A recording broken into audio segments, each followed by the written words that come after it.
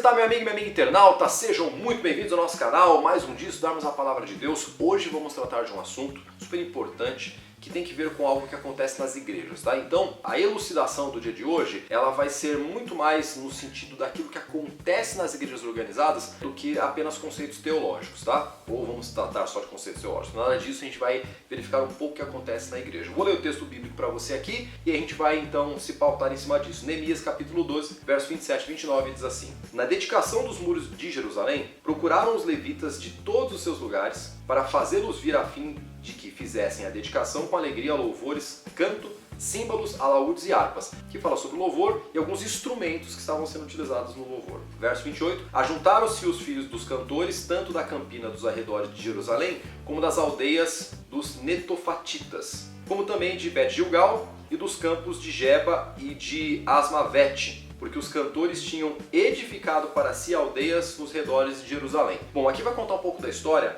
de como era necessária a presença daqueles que ministravam louvor para o templo do Senhor. Então você vai perceber que depois chamados de levitas, né, os da tribo de Levi, foram dedicados para o louvor a Deus. E esse louvor ele era algo, vamos dizer assim, profissional. Então vamos pensar algumas coisas, que tem muita coisa importante para dizer aqui. Primeira coisa, o louvor é super importante no processo de adoração. Segunda coisa, é necessário que exista na igreja um ministério organizado que seja do louvor e adoração. Precisa haver isso. E digo mais, seria importante que esses músicos recebessem como os pastores recebem, porque eles são os ministros da adoração e do louvor. Mas hoje, na maioria das igrejas, quem é remunerado pela igreja são apenas os pastores. E isso não deveria ser assim. Os músicos deveriam ser votados pela igreja e também ser remunerados para fazer louvor na igreja. Talvez seja esse o grande problema, que os louvores na igreja são tão conturbados e bagunçados, em boa parte delas, porque as pessoas são simplesmente voluntárias e faz o que dá para fazer. Eu sou músico, eu tenho uma banda e um ministério de louvor chamado Garagem do Louvor. Você pode depois pesquisar aí no YouTube para você assistir algumas coisas. Nós estamos gravando um disco agora, inclusive. Não é uma propaganda, mas só para você saber. E muita gente saia tudo em cima da hora, toca tudo em cima da hora. É uma bagunça porque ninguém ganha nada para isso. Terceiro aspecto. Muita gente demoniza alguns instrumentos, principalmente os instrumentos de percussão.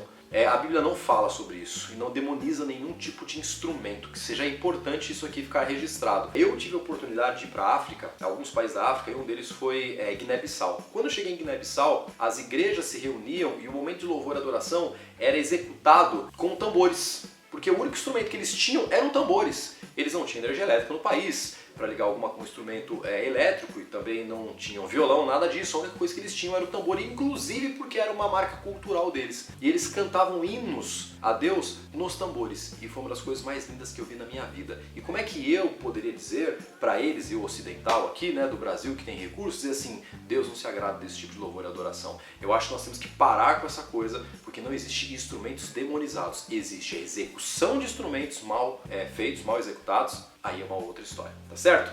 Mas que a gente tenha um pouco de consciência com relação a isso. Vou ficando hoje por aqui, esse assunto aí tomou um tempinho, mas valeu a pena, né? Um grande abraço, a gente se vê amanhã.